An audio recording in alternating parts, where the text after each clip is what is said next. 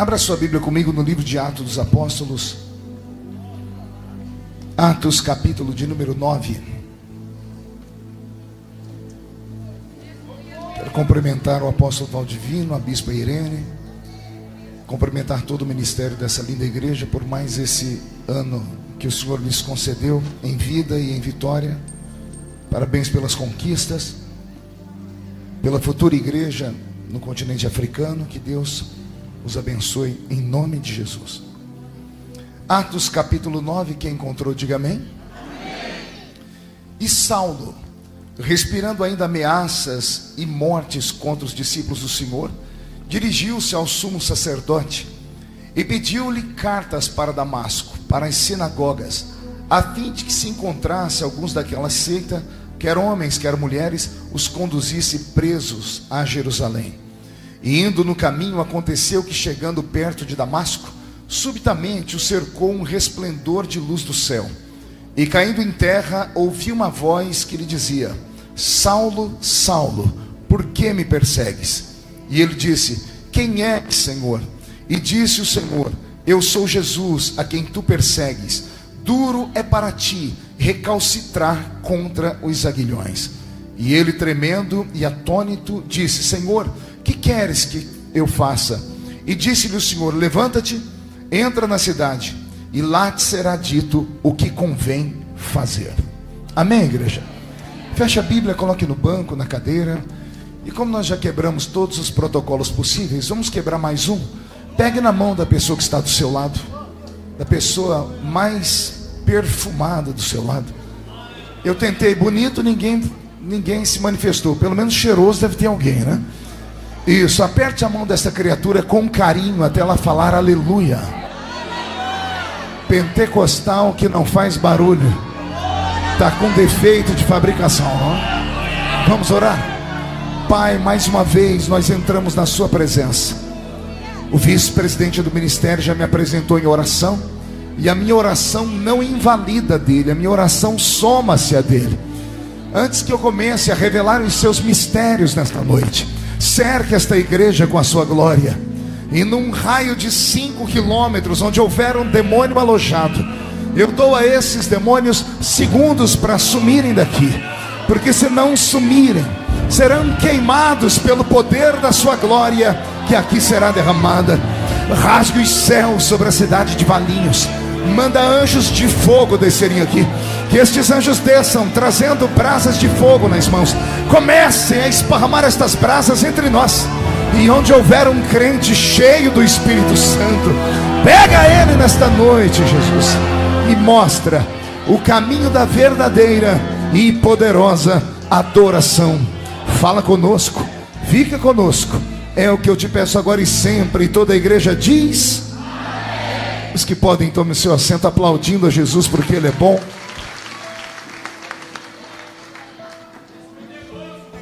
Porque Ele é maravilhoso. Graças a Deus. Jesus está aqui, viu, irmãos? O irmão que me buscou ali no aeroporto, acho que ele notou o meu cansaço e teve até piedade de mim. Aí ele ligou o rádio. Eu estava ouvindo a programação aqui da igreja. A bispa tem uma voz bonita, né? Voz de locutora. Voz de locutora de FM, né? Só que o barulho que eu mais gostei, bispa, era no fundo, que eu escutava alguém dizendo aleluia, glórias a Deus. Se eu não me engano, eu ouvi alguém falando em línguas também. Tem algum pentecostal aqui nessa noite? Que maravilha. Eu li com vocês um texto muito conhecido de todas as pessoas que servem a Deus, principalmente os novos crentes, porque o novo crente tem a paixão de conhecer a Bíblia, e logo que ele se converte, ao pegar uma Bíblia na mão, recebe a instrução, e ele começa a ler o livro, ou melhor, começa a ler o Novo Testamento. E depois que ele passa pelos 4 evangelhos, lá está ele, dando de cara com o livro de Atos dos Apóstolos. E o livro de Atos dos Apóstolos é esse livro carregado de revelação profunda, onde o escritor, que é Lucas, o biógrafo do apóstolo São Paulo, vai narrar para nós com precisão de detalhes como foi que a igreja nasceu, igreja da qual nós fazemos parte. Uma igreja que nasce ali em Pentecoste, em Atos capítulo 2, começa a estender as suas tendas, e de repente Jesus começa a usar, quer seja pastor, diácono, até diácono faz milagre no Novo Testamento.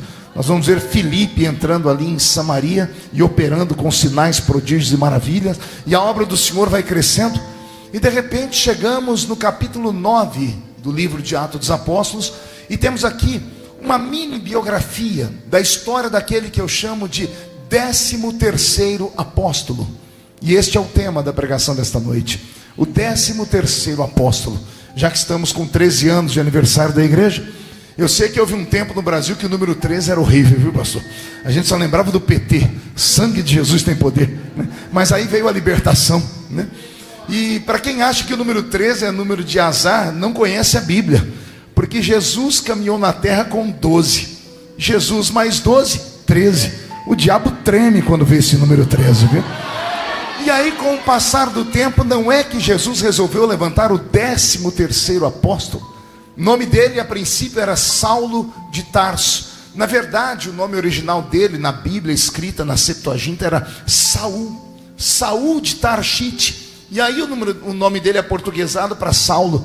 Mas em Israel não existe nome Saulo, é Saul, como foi aquele grande primeiro rei de Israel. Então Saul de Tarshite é o protagonista da história desta noite que eu quero contar para vocês.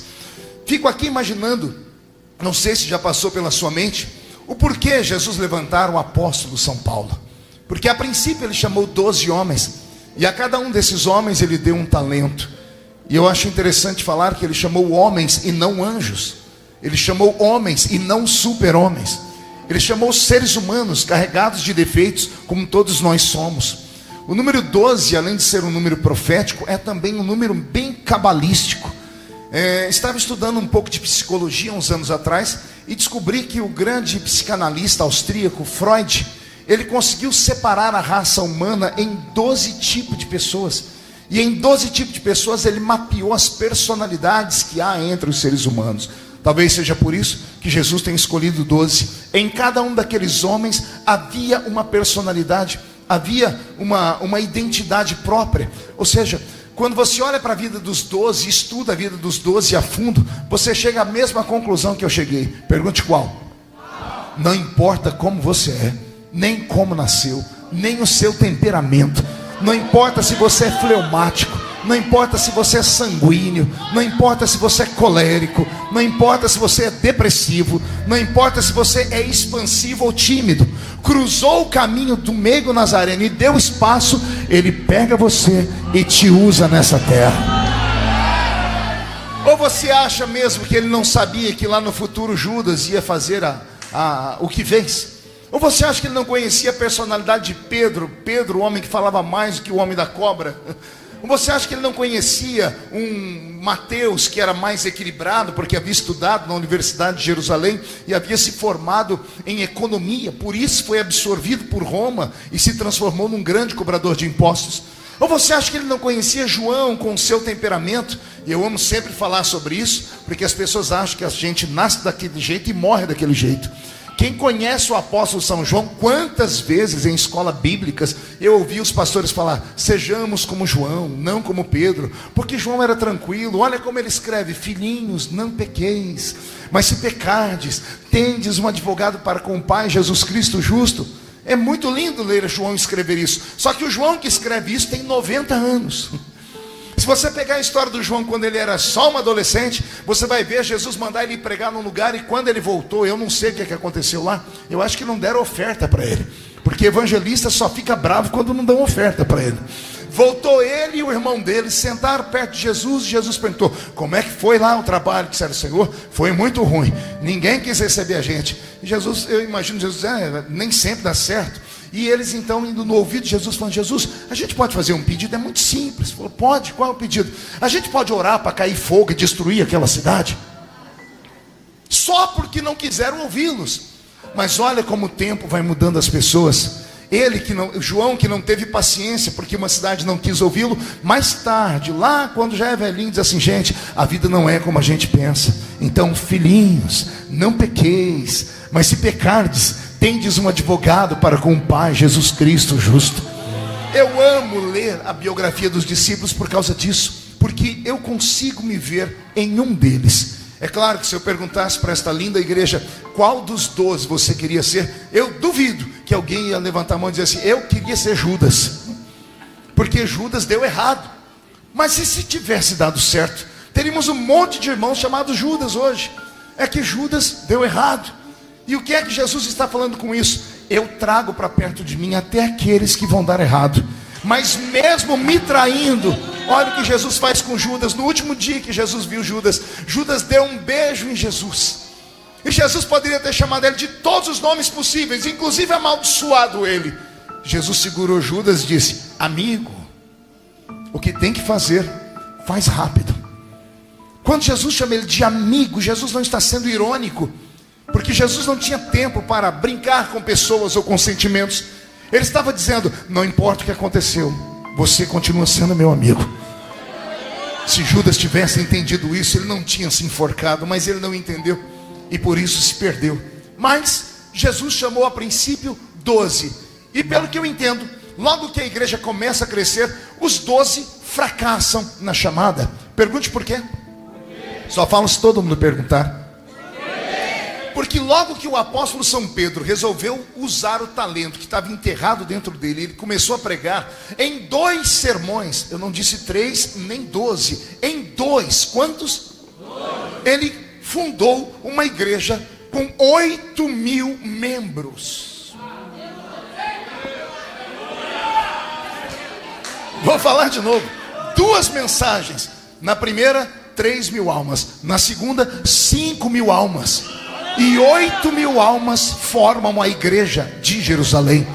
E não foi gente que veio hoje e foi embora e não voltou nunca mais. Pessoas que ficaram tão fiéis que um dia o apóstolo Pedro, pastor presidente da igreja de Jerusalém, disse assim: irmãos, eu quero que vocês vendam tudo que vocês têm, coloquem aqui no altar do Senhor, porque Jesus está voltando aí. As pessoas venderam casas, sítios, fazendas, chácaras. Temos a história horrível de Ananias e Safira, que venderam por um preço. E todo mundo joga pau e pedras em Ananias e Safira, né? Eles pelo menos trouxeram alguma coisa, né? Venderam, só mentiram o valor. Tem gente que não vende nada, né? E ainda quer jogar pedra em Ananias e Safira. Tem gente que não traz para a igreja nenhuma cibalena. Os 2 pelo menos deram a metade. E olha que eles se arrebentaram. Mas é nesse início de igreja, quando a igreja cresce e fica muito fortificada, que os apóstolos perdem a visão. Eles perdem o quê? Por quê, pastor? Porque Jesus havia dado a eles uma palavra de ordem: vocês serão minhas testemunhas em Jerusalém, Samaria, Judeia, até os confins da terra. E quando eles começaram a pregar em Jerusalém, Samaria e Judeia, a igreja ficou tão grande que eles acharam que o mundo era só aquilo.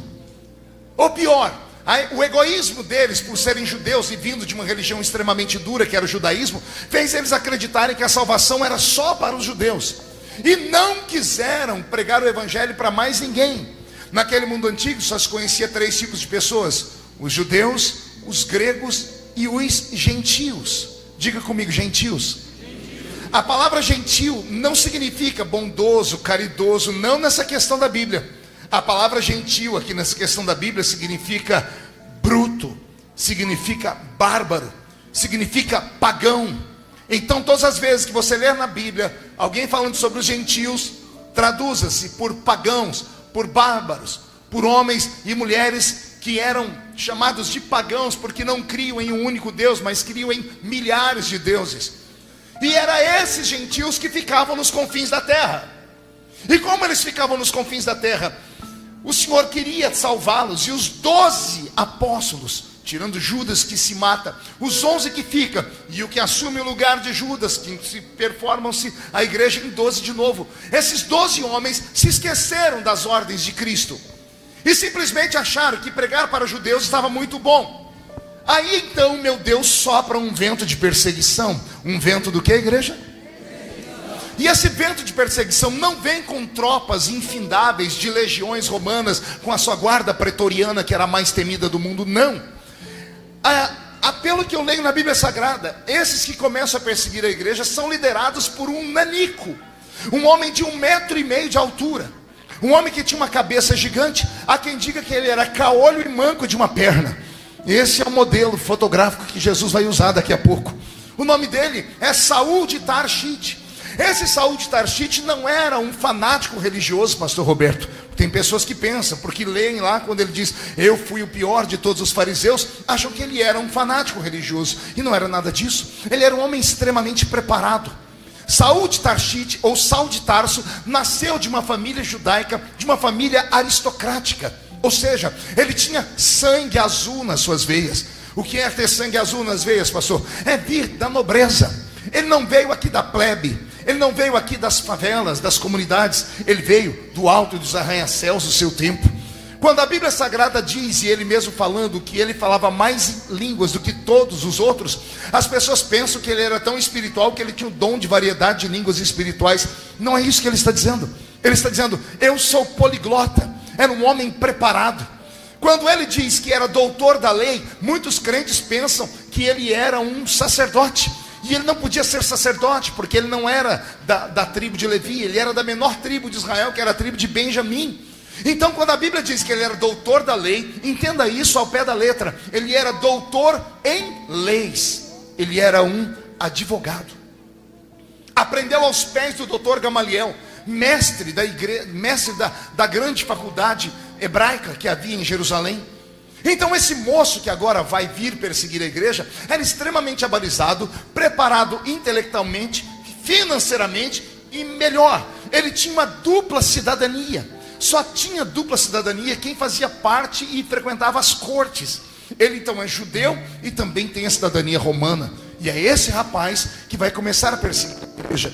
E como ele é um nanico de 1,5 metro de altura, ele consegue cartas. No texto que eu li, a Bíblia diz que ele conseguiu cartas com as autoridades romanas e também cartas com os líderes do judaísmo daquele tempo, para perseguir a igreja que nascia. A igreja que nascia não se chamava igreja cristã, se chamava O Caminho. Qual era o nome da igreja? Possivelmente porque alguém repetiu por muito tempo a frase que Jesus disse: eu sou o caminho, a verdade e a vida. Transformaram este nome, o caminho, em pejorativo, e não chamavam a gente de igreja, chamavam a gente de seita. Era uma seita que nascia. E como esse Saul de Tarshite, esse Saul de Tarso, era um religioso extremo, era um rapaz que foi um fariseu, era um rapaz criado nas leis, e ele tinha alguns problemas internos, acredito que por causa da aparência. E por causa da aparência ele acabou criando muitos problemas para si. Ele era calvo por natureza. E o sonho de todo nazireu era fazer o voto do nazireado. O sonho de todo fariseu era fazer o voto do nazireado. Ou seja, não passar a navalha no cabelo. Você já deve ter visto algum judeu ortodoxo que usa aquelas roupas pretas. Observe do lado da cabeça dele que ele tem uma trança. Essa trança era a marca do nazireado. Lá no livro de Levítico está escrito: se você não nasceu nazireu, faça o voto e se transforme em um nazireu. O que era um nazireu? Escolhido no ventre da mãe. Originais, verdadeiros, só temos 3 na Bíblia: Sansão, João Batista e Jesus Cristo, nosso Salvador. O restante dos nazireus que existem na Bíblia foram homens que fizeram o voto. E Saul de Tarshite, Saul de Tarso, por ser um grande fariseu, o sonho dele era fazer o voto no nazireado, mas nem cabelo ele tinha para deixar o cabelo crescer. Como ele era muito pequeno e tinha defeitos físicos, acabou não contraindo casamento. Por isso que Paulo não casa. Aí mais tarde ele quer ensinar a gente que casou. Ele diz: vós maridos, entendei vossas mulheres. É fácil falar, ele nunca teve uma. O dia que chegar no céu, eu vou ter uma conversa bem séria com ele. Vou falar para ele: como é que o senhor quer que eu entenda uma criatura que enxerga diferente da gente? Ó, já ouvi até um aleluia aqui. Mulher enxerga diferente de homem. Será que eu sou o único marido que estava para ir para o culto atrasado e estou escutando barulho, parece que tem um tsunami dentro do quarto. E barulho, coisa caindo, daqui a pouco um grito: não tem nada para vestir hoje, eu não tenho roupa. Aí você entra correndo dentro do quarto, você fala: meu Deus, roubaram tudo que tinha. Quando você abre a porta, você não consegue entrar no quarto. Tem roupa jogada no chão, roupa jogada em cima daquela máquina, aquela esteira de fazer ginástica. Tem roupa jogada em cima da penteadeira, parece que passou um furacão, mas a criatura não enxerga nada. Por isso que ele vem dizer assim: vós maridos, entendei. Como é que se entende uma criatura dessa? É incompreensível. Uma vez me contaram uma história, quando eu era menino lá no seminário, que um homem estava caminhando pela rua e ele achou uma lâmpada de um gênio. Ele esfregou a lâmpada, o gênio apareceu para ele e o gênio disse assim: vou realizar um desejo, o que é que você quer? Ele disse assim: ó, já que eu estou aqui na praia de Santos e achei aqui, eu quero que você faça uma ponte que vai daqui até Dubai. Dubai fica do outro lado do mundo. O gênio coçou a cabeça e falou assim: veja só, é meio complicado isso, o seu pedido é meio extravagante, eu terei que cortar vários continentes, não é tão fácil, você não pode trocar o pedido, pede a outra coisa. Ele falou: então tá bom, eu quero entender a minha mulher. O gênio voltou e disse: você quer uma ponte com via dupla, mão dupla? Você quer com semáforo? Como é que você quer? É mais fácil fazer a ponte do que entender a mulher. Mas voltando para a Bíblia, esse Saulo de Tarso tinha uma série de traumas. E o que ele fez com os traumas dele? Toda pessoa que tem traumas, ela acaba vomitando seus traumas em cima de alguma coisa. Ele verteu seus traumas para a religião. Então ele aproveitou que estava nascendo uma igrejinha, que ele achava que era uma igrejinha sem nada, e disse: vou perseguir esse povo. A tradição diz que a princípio ele teve êxito, que ele fechou algumas igrejas, ele matou alguns crentes, perseguiu de verdade. Os crentes que sobraram correram para as cidades vizinhas e iam anunciando: o anticristo já chegou aí. Então, quando ele saía de uma cidade e ia para outra, a fama dele chegava à frente e nem precisava perseguir mais ninguém. As igrejas começaram a se fechar. E como as igrejas foram se fechando, o medo foi instaurado. Jesus estava lá no céu, sentado à direita de Deus Pai, olhando aqui para baixo. E ele foi obrigado a quebrar uma coisa que ele mesmo havia dito que não faria. Pergunte o quê? Ele diz: eu vou para o Pai e não volto mais aqui até o arrebatamento. Eu vou para o Pai e envio um outro para ficar no meu lugar, que é o Espírito Santo. Quem conhece a teologia bíblica sabe que todas as vezes que uma personagem da Trindade apareceu à terra, somente ela ficou aqui. Velho Testamento, de Gênesis até Malaquias, quem cuidou da terra? Deus Pai. Deus Pai volta ao céu, vem Deus Filho. Inauguramos o Novo Testamento. Deus Filho vai ao céu, vem Deus o Espírito Santo. Cada um dos membros da Trindade tem uma ocupação aqui na terra. Aí Jesus está sentado à direita do Pai lá no céu. O Espírito Santo está aqui na terra. E Jesus só está olhando as igrejas fechando. Fecha uma igreja ali, fecha outra igreja ali, fecha outra igreja ali. E esse Saulo de Tarso, 1,5 metro de altura, andando com 4 ou 5 soldadinhos de chumbo, metendo medo em todo mundo. Um dia ele está no meio do caminho de Damasco e os soldados que estavam com ele estavam dizendo: você é o cara. Você sozinho está acabando com essa igreja. Você vai ver quando nós chegar lá em Jerusalém. Disseram que lá tem 8.000 crentes, porque eles vão fugir também. Quando ele estava achando que era alguém, Jesus lá no céu fala: pai, o senhor me dá licença? Por que, meu filho? É que é o seguinte, está vendo aquele nanico lá? Ele está destruindo a minha igreja. E não tem um macho para defender a minha igreja. Não tem um macho para parar na frente daqueles soldadinhos de chumbo e botar eles no lugar deles. A igreja, pai, não é só a igreja, é a minha noiva. Quem toca na minha noiva não é meu amigo. Pai, quem está na terra é o Espírito Santo, mas ele não é um espírito de guerra. Ele não é um espírito de morte. Então, pai, eu vou pedir licença. Já que não tem macho para defender a minha igreja, eu não vou mandar Miguel nem Gabriel, vou eu mesmo lá. E aí acontece o que está escrito em Atos capítulo 9. Paulo está andando no meio do caminho de Damasco e explode uma glória diante dele. Essa luz é tão forte que derrete os olhos dele. As escamas que criam nos olhos é porque a retina dele derreteu. A glória foi tão intensa que ele ficou cego. Interessante é que os soldados que estavam com ele deram no pé. E por que ele não correu? Pergunte para mim, por que não, pastor? Possivelmente porque ele era manco de uma perna, não tinha força para correr. Mas eu acho que foi uma coisa mais séria.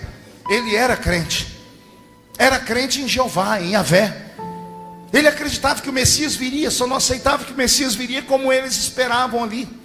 E quando ele viu aquela glória explodir diante dele, ele se lembrou do Deus da Bíblia, do Deus do judaísmo, que é um Deus severo, mas também é um Deus misericordioso.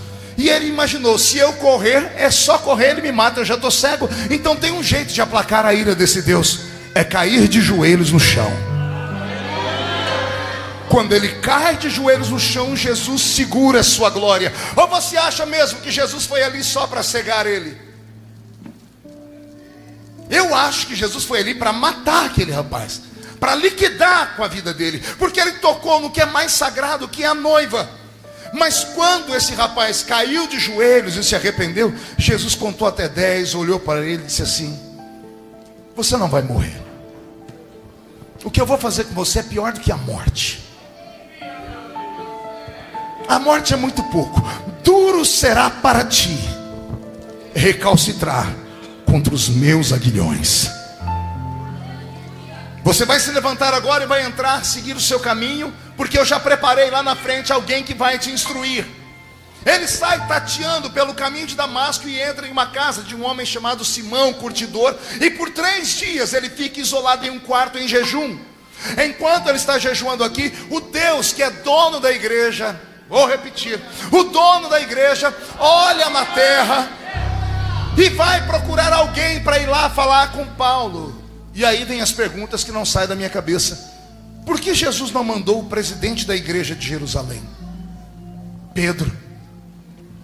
Por que Jesus não mandou João? Por que ele não mandou um dos apóstolos? Jesus foi na casa de um profeta chamado Ananias e disse: Ananias, o assunto aqui é entre eu, você e o rapaz que eu vou ungir.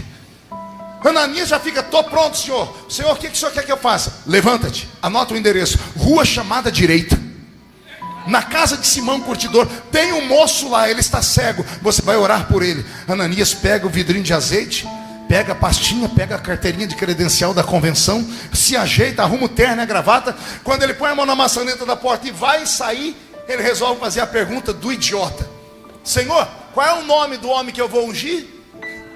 Quando ele está saindo, Jesus abre a boca e diz: Saulo de Tarso.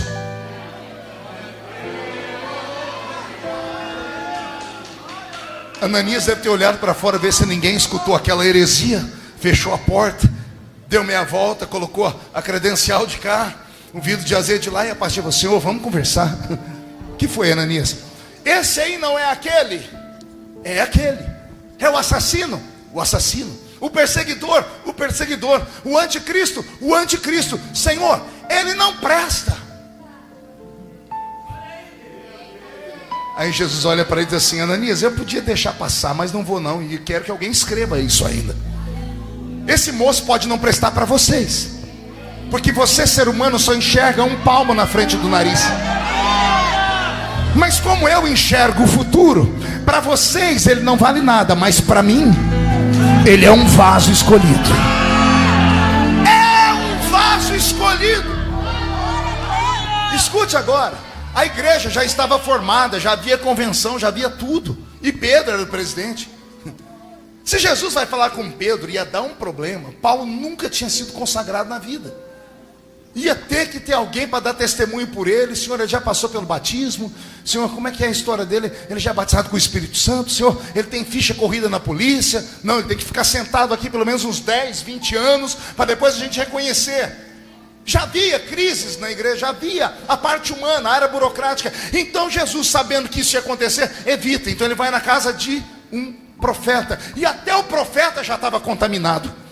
O problema de você ficar filiado a uma coisa muito enrijecida, a uma religião cheia de religiosidade, é que você acaba pegando o ranço dela. O ranço que faz você vir para a igreja, ao invés de adorar Jesus, olhar as pessoas que estão do seu lado, para ver como é que é a roupa da pessoa, para ver como é que é o cabelo da pessoa, para ver como é que é a Bíblia da pessoa, para ver se ela está de tênis, se ela está de sapato, para ver se ela dá a paz do Senhor, a paz de Deus, a paz de Cristo, Shalom. A religiosidade nos destrói. E é por isso que às vezes Deus, ao invés de falar conosco, vai no meio da rua e pega alguém lá e traz para cá e transforma em uma grande obra. Alguém acredita nessas loucuras aí? Pois bem, esse Saulo está lá na casa de Ananias. O Senhor fala com ele: o seu nome a partir de agora não vai ser mais Saulo. Interessante, sabe o que significa a palavra Saulo, igreja? Em grego, Saulo significa grande. Aí Jesus troca o nome dele para Paulo, que significa pequeno. Oh glória. Isso aqui também é um outro ensinamento, viu? Eu não sei o senhor, eu sou pastor presidente também. Quando vem algum irmão de outra igreja, de outro ministério, que é obreiro, diz assim: ó, eu fui obreiro 65 milhões de anos lá, eu ajudei Noé a pregar os pregos na arca, e eu estou vindo para cá porque Deus me revelou. Me dá até calafrio, Porque a pessoa já vem pronta, ela já vem grande. E a pessoa que vem grande não cabe nada mais dentro dela. Eu prefiro pegar uma pessoa lá na rua, um drogado, uma pessoa que ninguém dá nada por ele, alguém que acabou de sair da prisão e vir na igreja, porque a pessoa vem pequena, vem vazia. Aí Jesus vai enchendo ela, e daqui a pouco ela é uma grande pessoa. O Senhor fez isso com esse Saulo. Você chegou grande na minha presença e eu te abati. Então agora você vai ser o pequeno. Aceita? Aceite, Senhor, de bom grado. Ananias foi lá e ungiu Paulo. E não é que o Paulo enxergou. O Paulo, além de enxergar, disse assim: gente, eu preciso contar para todo mundo o que aconteceu comigo. Não é que Paulo foi no meio da rua, ali naquele lugarzinho, e começou a pregar para todo mundo. Uma multidão veio ouvi-lo. A notícia chegou em Jerusalém. E quando chegou em Jerusalém, o pastor Pedro, sentado lá no seu escritório, disse: pastor Pedro, tem um homem pregando lá perto da casa de Simão, um curtidor, no caminho de Damasco. Sério? Mas pregando o quê? Falando de Jesus, falando coisas tremendas. Pedro juntou uma caravana de obreiros e foi lá. Não atrapalhou, rapaz. Ficaram de longe olhando esse Paulo pregar. Quando esse Paulo terminou de pregar, Pedro chamou João num canto e disse: nós estamos fritos. Por quê? Porque tudo que nós temos, esse rapaz tem. Só que vocês perceberam que ele tem coisas que nós não temos? Ai, Jesus. Posso falar? Pedro e João dizendo assim: ó, tudo que nós temos, que é a unção e a graça, ele tem. Mas ele tem uma coisa que nós não temos: conhecimento. Porque é um homem letrado. É um homem com anel de formatura no dedo. É um homem que é poliglota. É um homem que pode falar desde o gari até um imperador, como Paulo fez. Porque era extremamente abalizado e preparado.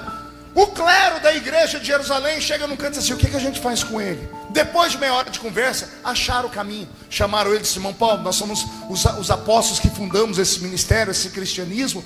E a sua vinda é uma bênção. Jesus te converteu, é lindo. Só que a sua presença na igreja hoje é um perigo. Por quê? Porque você veio com cartas para perseguir. Como você não volta e a história já chegou lá, as pessoas agora vão vir não vão vir com 4 soldados, vão vir com legiões de soldados.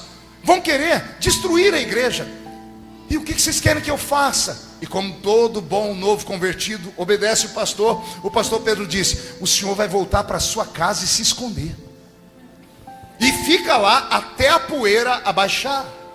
Diga comigo: até a poeira abaixar. Ou seja, até o escândalo sumir. Aí a pergunta que eu faço a vocês é: quanto tempo leva para um escândalo sumir? Quanto tempo leva para alguém esquecer uma tragédia? Quanto tempo leva para você perdoar alguém que lhe ofendeu? Quanto tempo? Ele, novo convertido, voltou para a cidade dele, que era Tarsis ou Tarshite. Ao chegar na cidade dele, ele foi para dentro da casa dele. Só que a família dele era aristocrática. Era família de gente sábia, inteligente e rica. E quando ele começou a anunciar o evangelho, como tudo que havia acontecido com ele, chamaram ele de louco, desequilibrado, e mandaram ele para fora de casa. Como mandaram ele para fora de casa, ele tentou evangelizar a cidade de Tarshite. E ao invés das pessoas aceitarem Jesus, ignoraram ele, porque profeta de casa não tem honra. Ninguém quis dar mais uma causa para o advogado advogar. Ninguém queria contratá-lo para ele traduzir idiomas nas escolas. É aí que ele é obrigado a aprender uma nova profissão. E ele vai aprender a costurar tendas. Vai aprender a pegar numa agulha.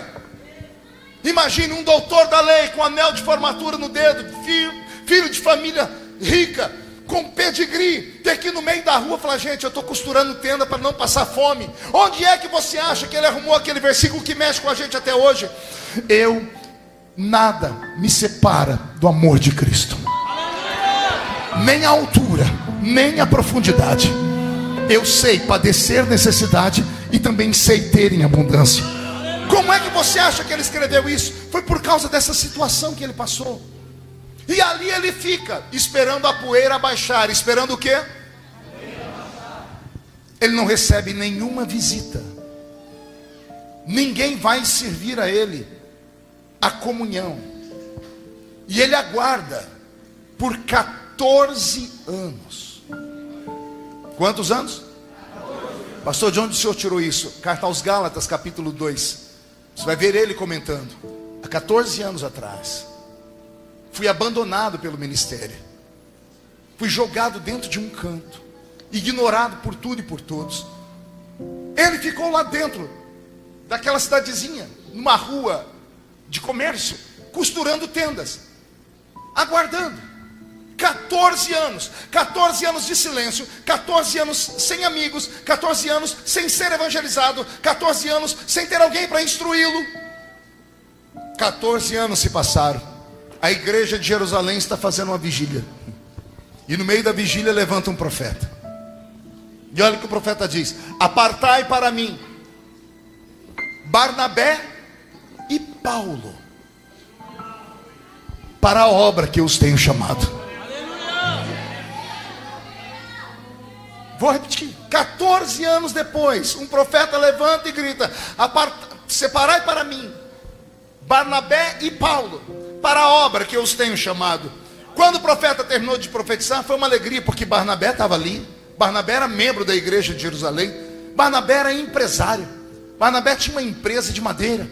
O dízimo dele era alto, e ele tinha sonho de pastorear de verdade. A notícia chegou no ouvido de Pedro, e Pedro disse: mas nós não temos igreja para colocar esse rapaz. E alguém disse: é melhor arrumar, porque nós vamos perder um dizimista. E é um dizimista alto. E então colocaram em oração. Quando colocaram em oração, o Espírito do Senhor falou: apartai para mim Barnabé e... O problema estava aqui, não tinha nenhum Paulo em Jerusalém. Alguém disse: o profeta profetizou mentira, foi da carne. Não, mas Barnabé tem. Então foram obrigados a procurar nos livros antigos, nas histórias antigas, de ver os irmãos mais antigos, até que alguém falou: olha, há 14 anos atrás, lá na casa de Simão Curtidor, chegou um homem cego, falando que Jesus tinha cegado ele. O nome dele era Saulo, mas Deus trocou o nome dele, se não me falha a memória, foi para Paulo. As pessoas se lembram e dizem: mas onde é que ele foi? A igreja mandou ele embora, mandaram ele para a casa dele. Barnabé, que tinha vontade de ser pastor, senta no seu jumentinho e vai lá para a cidade de Tarsis. Chegando em Tarsis, ele começa a perguntar: vocês conhecem algum Paulo aqui? Algum Paulo? Até que alguém diz assim: ó, Paulo a gente não conhece, mas a gente conhece o Saulo, que ficou louco. Quem é esse Saulo que ficou louco? Era um filho de uma família rica, era advogado, tinha tudo. Hoje, agora, ele está ali, ó, fazendo tenda. Mas cuidado, porque o homem é uma jararaca. O homem é bravo, não conversa com ninguém. Você fala para ele: o senhor tem pai? Ele diz: nem mãe. Ele é agressivo. E quem é que não fica agressivo? Quem é que não fica triste sendo abandonado por tudo e por todos? Diz a tradição que Barnabé entrou dentro da tenda e estava Paulo com as pernas cruzadas, costurando uma tenda. E Barnabé diz: o seu nome é Paulo? Ele diz: sim, senhor. O senhor precisa, eu estou aqui. E ele interrompeu Barnabé dizendo assim: olha, deixa a tenda aí, custa tanto, daqui tantos dias o senhor pode vir buscar. Ele: não, eu não vim aqui atrás de tenda, não. Eu vim aqui te dizer que estou aqui amando do Espírito Santo. A tradição diz que Paulo olha para ele e diz: de quem? Do Espírito Santo. Eu sou membro da igreja de Jerusalém, onde Pedro é pastor. Estávamos em oração, e o Senhor disse: apartai para mim Barnabé e Paulo para a obra que eu os tenho chamado. O único Paulo que nós conhecemos, que os irmãos se lembraram, foi o Senhor. O Senhor quer? A tradição diz que Paulo não disse uma palavra. Levantou, começou a desmontar a tenda, foi lá na rua, subiu na sua caminhonete, porque todo baixinho gosta de carro alto. E a caminhonete dele era um dromedário, era um camelo. Barnabé chegou de jumento e Paulo tinha um camelo. Ele já amarrou as coisas em cima do camelo. E a primeira vez que ele abriu a boca, então ele disse: irmão Barnabé, vamos embora, porque eu estou atrasado. Tem 14 anos que eu estou esperando Jesus cumprir o que ele tem na minha vida. Teramassuri de Candarabacarabás. Barnabé e Saulo vão para uma cidade chamada Antioquia. Qual o nome, igreja? Antioquia. Pergunta para o seu irmão: conhece Antioquia? Diga: vem comigo que você vai conhecer agora.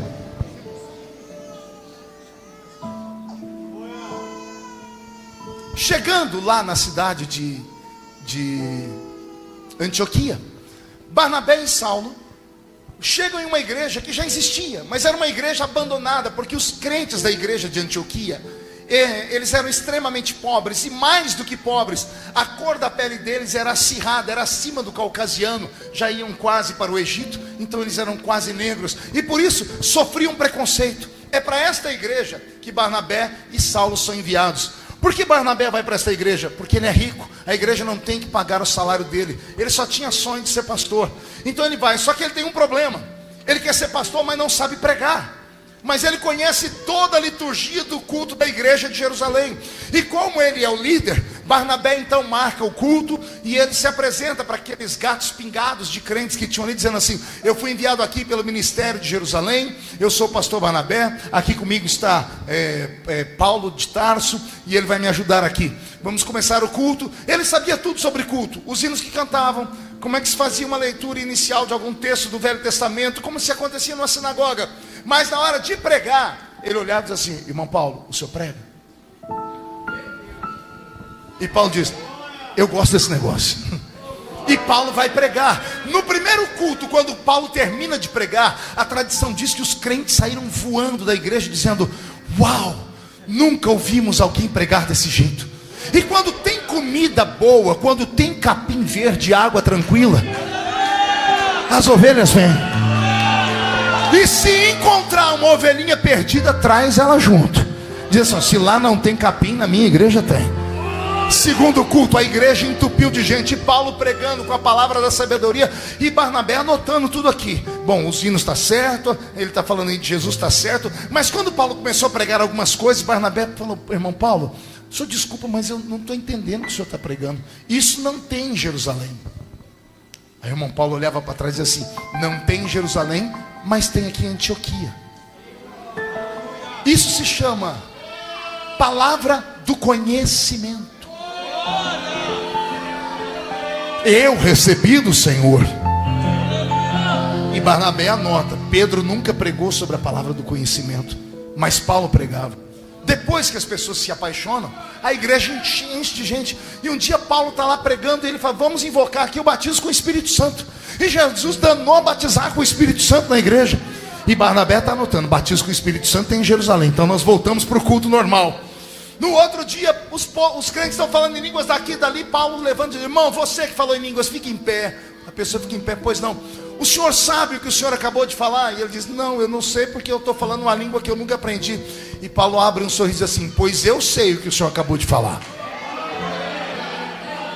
Barnabé puxa a roupa de Paulo: irmão Paulo, desculpa, lá em Jerusalém tem até falar em línguas, mas o senhor vai interpretar as línguas, é isso? Sim, mas não tem em Jerusalém. Mas aqui em Antioquia tem. Por que tem aqui? Porque eu recebi do Senhor o dom de interpretar línguas. Paulo está pregando no outro culto, e os crentes estão falando em línguas. Tem um outro lá falando em línguas, e todo mundo achando que é o Espírito Santo. E Paulo repreende uma pessoa. Ele fala: cala-te. Barnabé fala: irmão Paulo, o senhor primeiro manda Jesus batizar, depois o senhor manda ele calar. Não, aquilo não é Jesus não. Como assim? Mas eu estou ouvindo em línguas. Não é Jesus, aquilo ali é espírito de enganação. E Barnabé diz: mas isso não tem em Jerusalém. E Paulo diz: mas tem em Antioquia. Eu recebi do Senhor. Isso se chama discernimento de espíritos. Barnabé fazendo o relatório já está apavorado. Cada culto era um susto. No outro culto Paulo diz: hoje eu vou orar pelos enfermos. E Paulo dando a orar pelos enfermos, e Jesus cura um monte de gente. Barnabé diz: bom, voltamos para o normal, porque Paulo está orando com imposição de mão. Até aí está bem, porque lá em Jerusalém tem isso. Jesus disse: porão a mão sobre os enfermos e os curarão. Só que os que foram curados foram embora, e no outro culto trouxeram todos os doentes da cidade. Quando Paulo e Barnabé viram a igreja cheia de doentes, Paulo disse: eu vou orar pelos enfermos, só que eu não vou dar conta, porque é muita gente, só tem eu e você. Barnabé: não, esse ministério é seu, eu só fico anotando, eu só sou escriba. E Paulo diz: então eu não dou conta. Então olha o que Paulo faz, não se escandalize. Paulo tira um lenço, não sei se do bolso, passa no rosto, chama um diácono, vem diácono, rápido, pega esse lenço aqui e coloca em cima dos doentes. Eu vou pôr na mão, você vai pôr no plano. Vai, coloca o lenço. E Paulo vai botando a mão e o rapaz vai botando o lenço. Rápido, diácono, rápido. E onde ele vai colocando, as pessoas começam a levantar e começam a receber a cura e começam a receber o milagre. E Jesus começa a operar com sinais e maravilhas.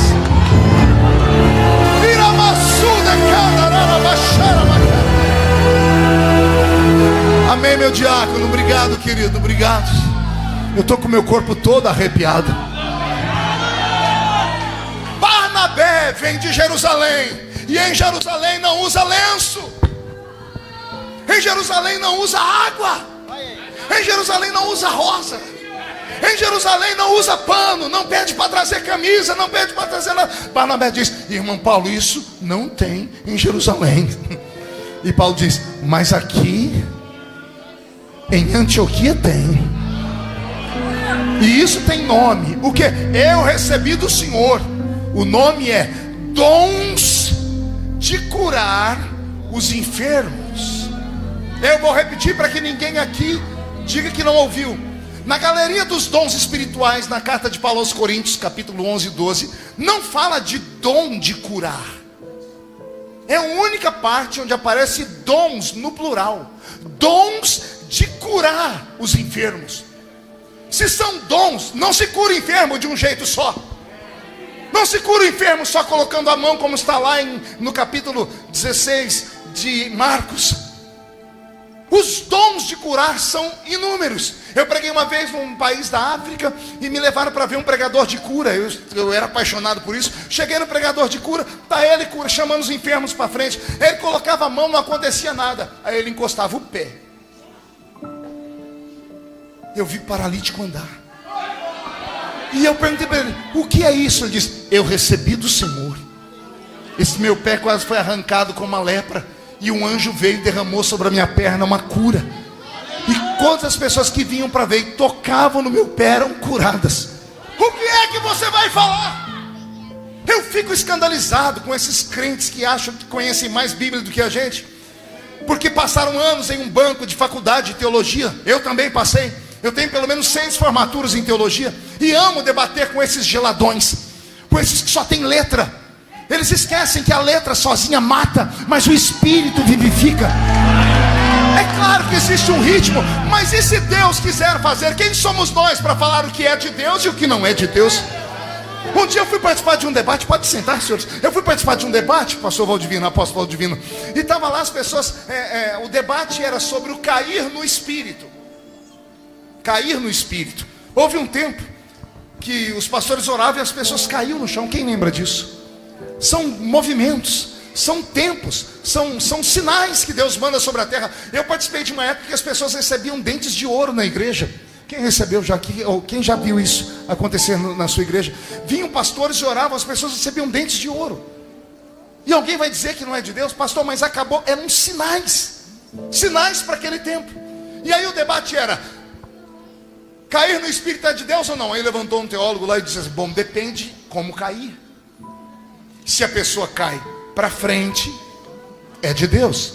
E ele pegou os versículos da Bíblia: o profeta recebeu a visitação do anjo e caiu sobre o seu rosto. Então, se cair para frente é de Deus. Aí o outro diz assim: então, se cair para trás é do diabo, porque só cai para trás quem é empurrado, quem é derrubado, e Deus não derruba ninguém. Aí eu sou da roça, ali da Vila Tatu, levantei: posso fazer uma pergunta ao senhor assim? E se a pessoa cair de lado? E se a pessoa só sentar? E se a pessoa plantar bananeira? Eu tenho um vídeo pregando nos Estados Unidos. Um rapaz passou o culto inteiro de bananeira. Tiveram que botar um pano em cima das pernas dele. Vai falar o quê? Quem é o homem para dizer eu sei tudo sobre Deus? É por isso que os sinais sumiram da nossa igreja. É por isso que a igreja da qual eu faço parte, a Assembleia de Deus, que é uma igreja que nasceu debaixo de Pentecostes, sinais e maravilhas, não acontece mais sinais. Não acontece porque os que vieram depois de Daniel Berg e Gunnar Wingre quiseram criar uma teologia. Eles não leram os livros de Daniel Berg e Gunnar Wingre. Quiseram que eles lessem um livro Diário de um Pioneiro, de Daniel Berg.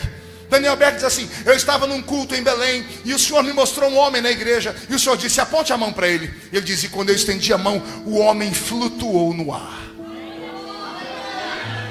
Alguém entendeu o que eu falei, irmão? O homem não ficou em pé. Ele diz: o homem flutuou no ar.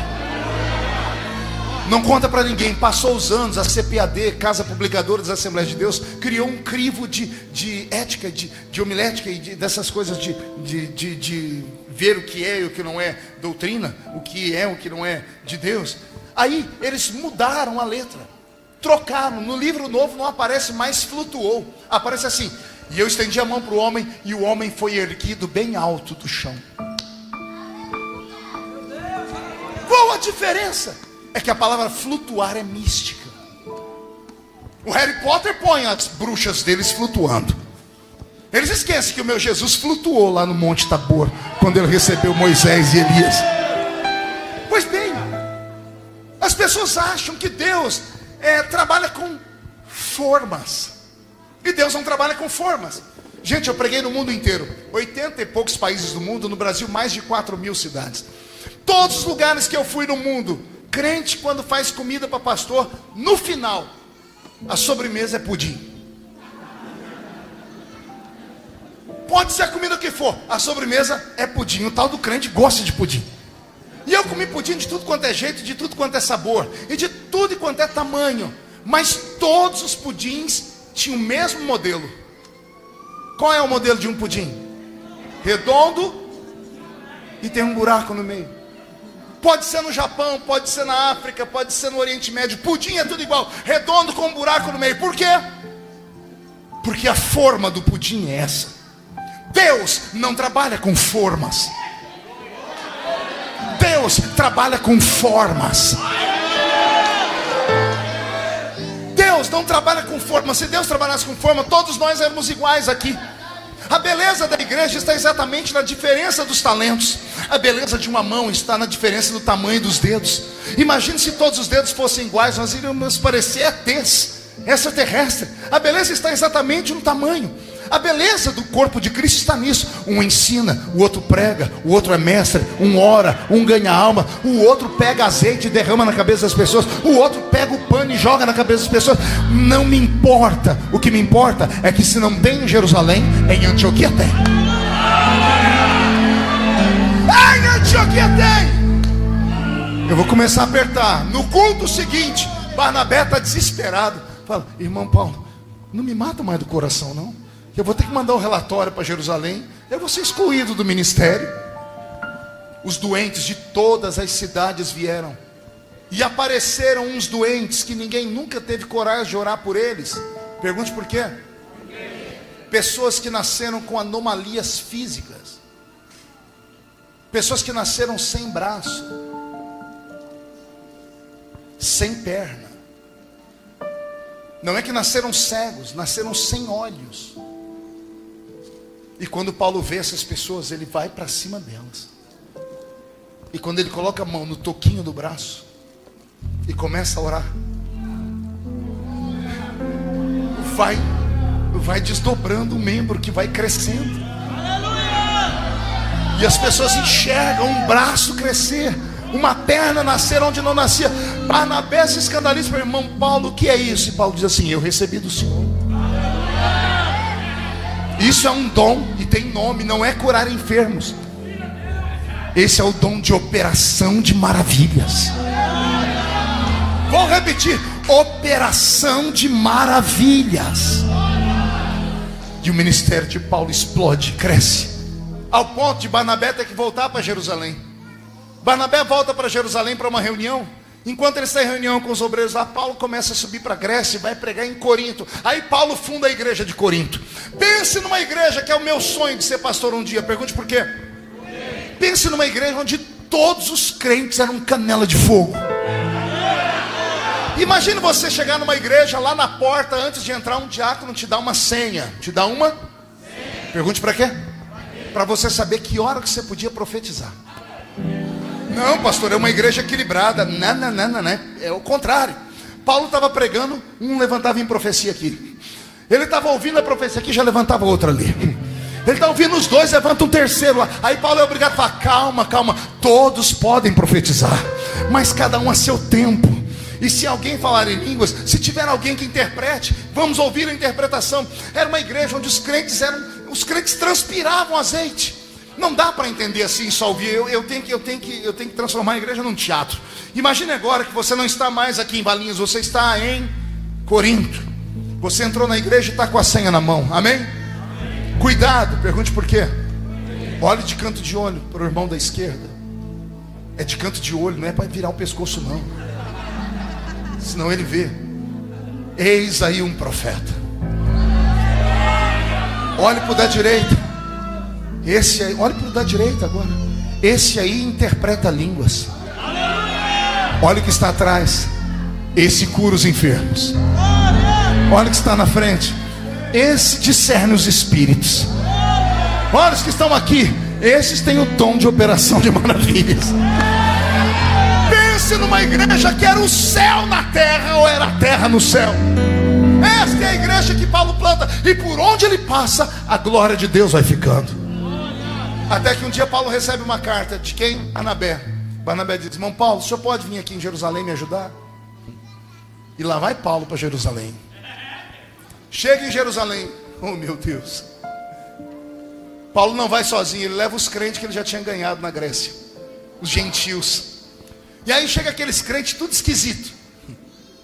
Homem de short, mulher de brinco, homem com barba comprida. Porque Paulo vai pregar lá para os gentios, para os pagãos, e ganha eles. Jesus batiza eles com o Espírito Santo. E Paulo diz: gente, vamos comigo lá conhecer a igreja sede. E entra aquele mundaréu de gente que não parecia em nada com os judeus. Quando entra, o povo já diz: eita, hoje é dia de salvação, Jesus vai salvar muita gente aqui. E aí vai Pedro pregar. Quando Pedro começa a pregar, os crentes de Pedro eram acostumados com palavras simples e já entram no mistério na hora. Os crentes de Paulo estão só observando, mas daqui a pouco o Espírito pega eles também. Eles levantam falando em línguas e profetizando. Aí os crentes da igreja de Jerusalém falam assim: meu Deus, isso é demônio. Como pode o Espírito Santo operar naquilo? Como pode o Espírito Santo operar naquela?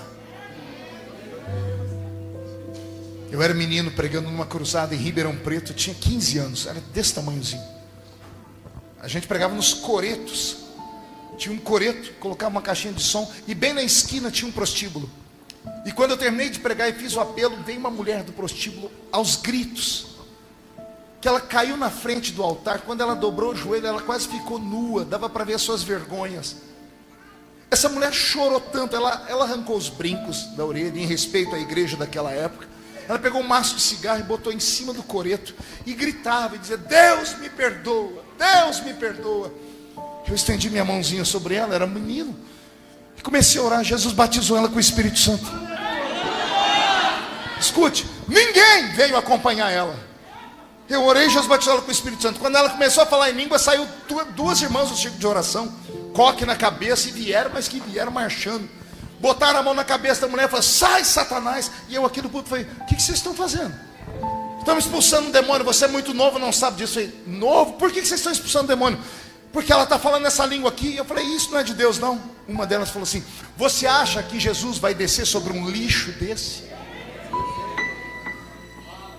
Alguém usando uma roupa dessa? Eu chorei tanto aquela noite, porque foi assim que nós somos ensinados. Fomos ensinados a olhar para a aparência das pessoas. Fomos ensinados a achar que a salvação pode ser comprada, que se a gente fizer uma série de coisas, nós vamos para o céu, e se não fizermos, vamos para o inferno. Tipo assim, se você usar essa roupa, se você não fizer isso, mas aquilo, resultado, salvação. Essas pessoas nunca leram a Bíblia, porque a Bíblia diz: a salvação não vem de vós, não é por obras, para que vocês não se gloriem dela. A salvação é um presente que Deus te deu. Ela vem através da graça. E o que é a graça? Um favor imerecido. Ninguém merece ser salvo. Se a salvação fosse por merecimento, nenhum de nós iríamos para o céu. A salvação não é pelo que você fez ou deixou de fazer. A salvação foi por aquilo que Ele fez na cruz do Calvário. Ele morreu para que você tivesse vida. Ele ficou em silêncio para que você pudesse gritar bastante aqui esta noite. É por isso que somos salvos. Quando termina aquele culto esquisito, alguém se apresenta e diz assim: nós somos crentes da igreja do pastor Paulo. Pastor Paulo? Ele foi convidado para estar aqui pelo pastor Barnabé. O Barnabé a gente conhece. Barnabé se apresentou lá e disse assim: pastor Pedro está esperando Paulo lá dentro do gabinete. Ah, Jesus, quer entrar comigo nesse gabinete? Você vai se escandalizar. Está lá sentado pastor Pedro, entra Barnabé e Paulo. E Pedro, quando olha para Paulo, a primeira coisa que ele pergunta é: quem te consagrou a apóstolo? Quem te consagrou? É a pergunta que até hoje fazem as grandes igrejas, que olham para igrejas pequenas como a sua e a minha e tripudiam em cima de nós. Nos chamam de lixo, curva de rio, movimento, igrejola, porque para eles só presta a deles, como se tudo nascesse grande. A deles um dia foi igual a nossa. Mas essas pessoas não têm respeito. Aí olham para essas pessoas e começam a perguntar: quem te consagrou apóstolo, Valdivino? Meu Deus do céu, quando Jesus começou a me usar, eu era um garoto e vindo de uma região difícil, e eu comecei a pregar, e Jesus começou a curar.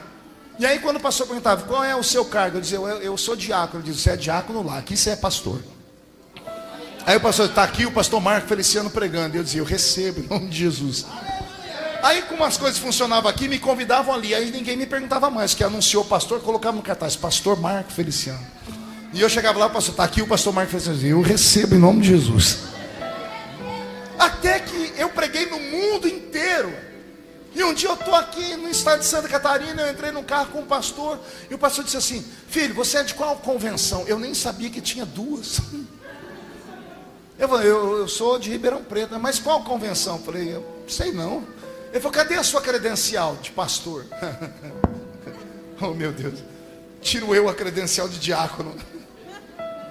O pastor quase bateu o carro, ele parou o carro: você é diácono? Eu disse: pela misericórdia do Senhor. E você vem mentindo no nosso estado, falando que você é pastor. Eu disse: eu nunca falei que eu sou pastor. As pessoas que falam que eu sou.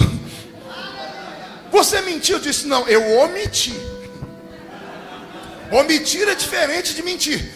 Ninguém me perguntou, eu não falei. O senhor está me perguntando, eu estou falando. Esse pastor ligou na hora para o pastor Zé Wellington Bezerra da Costa, aqui da Assembleia de Deus do Belenzinho. E o pastor Zé Wellington falou assim: não tem pastor com esse nome não. Eu já tinha pregado 2 anos em Camboriú, Santa Catarina. Já tinha pregado em 22 países. E eles nunca reconheceram meu ministério pastoral. E a pergunta que falaram para mim é: quem te consagrou? Deixa eu te dizer uma coisa: homem e igreja não consagra ninguém a nada. O máximo que fazem é reconhecer a consagração verdadeira. Porque o verdadeiro óleo não é o que derrama na nossa cabeça aqui, é um invisível que vem lá do céu. Aquele que ganha o ministério aqui na horizontal tem que fazer das tripas coração malabarismo para se manter e aguentar ainda as ameaças. Ó, se você não fizer, eu tomo o seu ministério. Se você não fizer, eu tiro você. Se você não fizer, a pessoa é obrigada a fazer o que for preciso para não perder, porque quem deu foi o homem. O que o homem dá, o homem tira. Agora tá para nascer um macho que tire aquilo que Deus dá. Dá para nascer um demônio no inferno. Dá para nascer um anjo no céu, capaz de tirar aquilo que Deus dá. Se você recebeu da horizontal, eu vou orar por você. Mas se você recebeu da vertical, deixa Ele te usar nessa terra.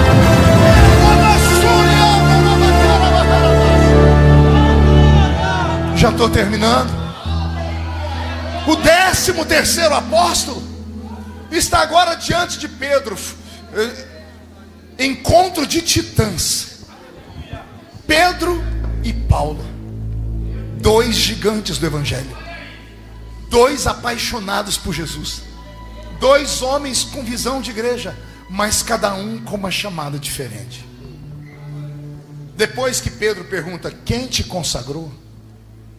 Paulo é obrigado a dizer: há 14 anos atrás. E ele solta: eu conheço um homem que, se no corpo não sei, se fora do corpo também não sei, foi ao 3º céu. E chegando lá, ouviu, não viu. E chegando lá, ouviu coisas inefáveis, que não é lícito falar nem para o senhor Pedro.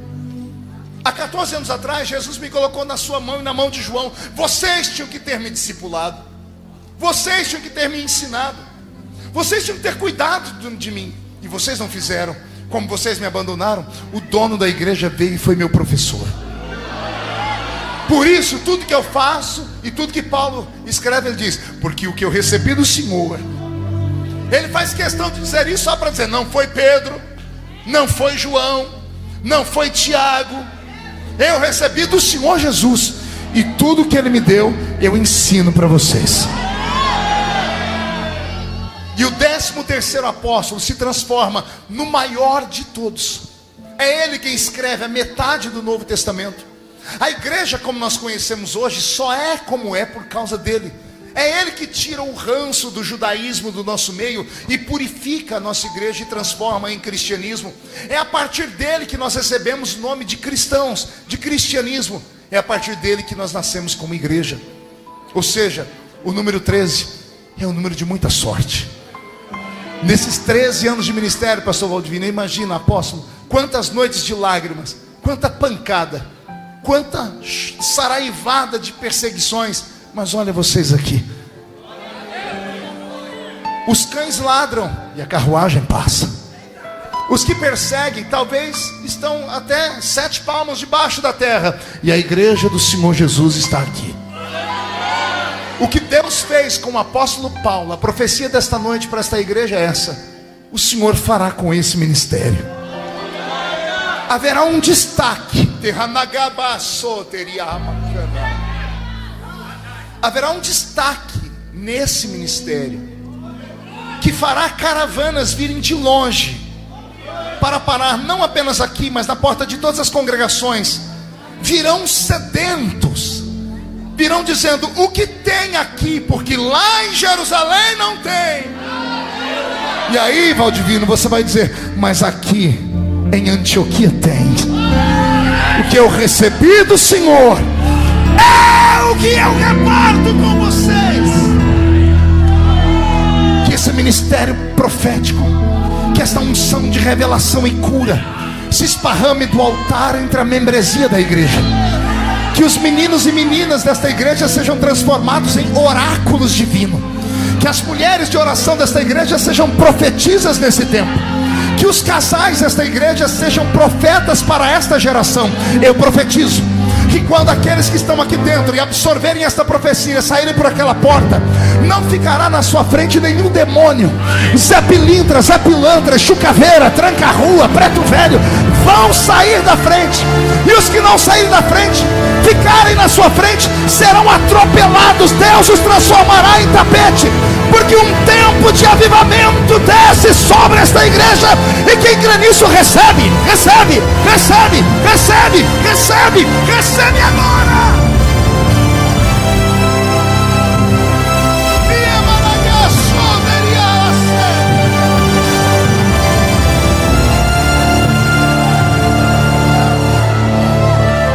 Fique de pé comigo.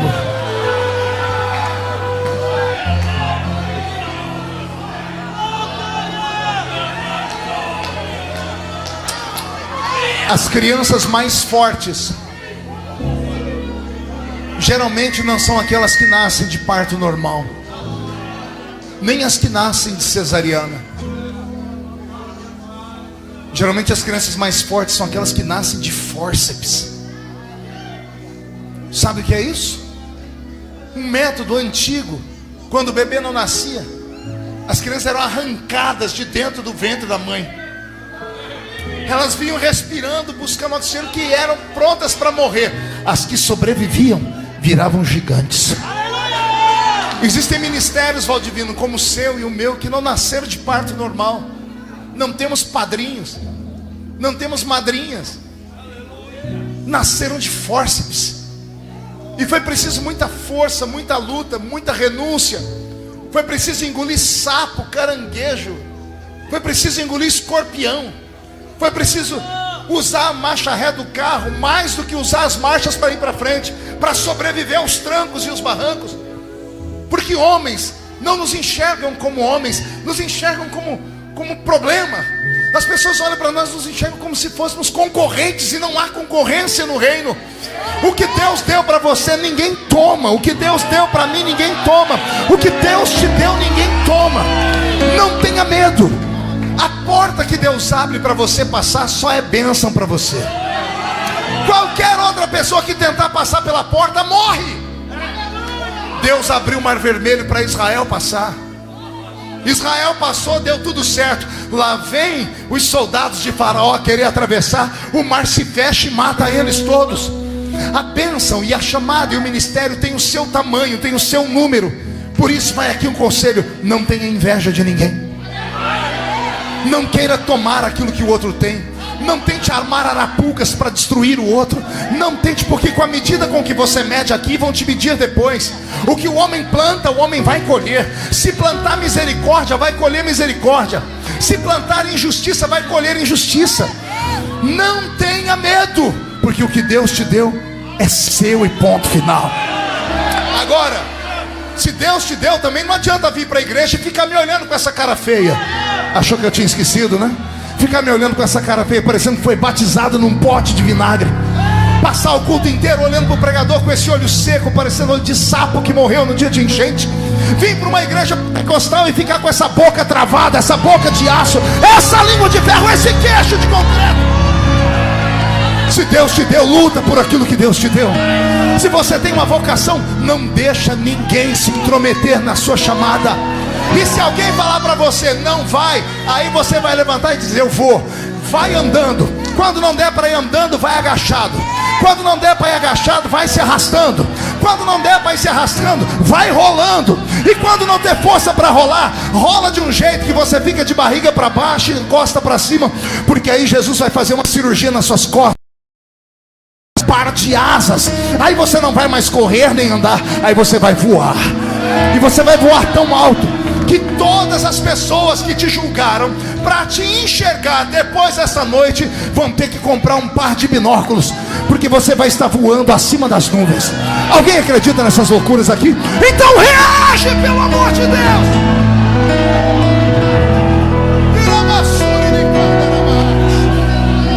Feche os olhos. Eu quero fazer uma oração especial aqui.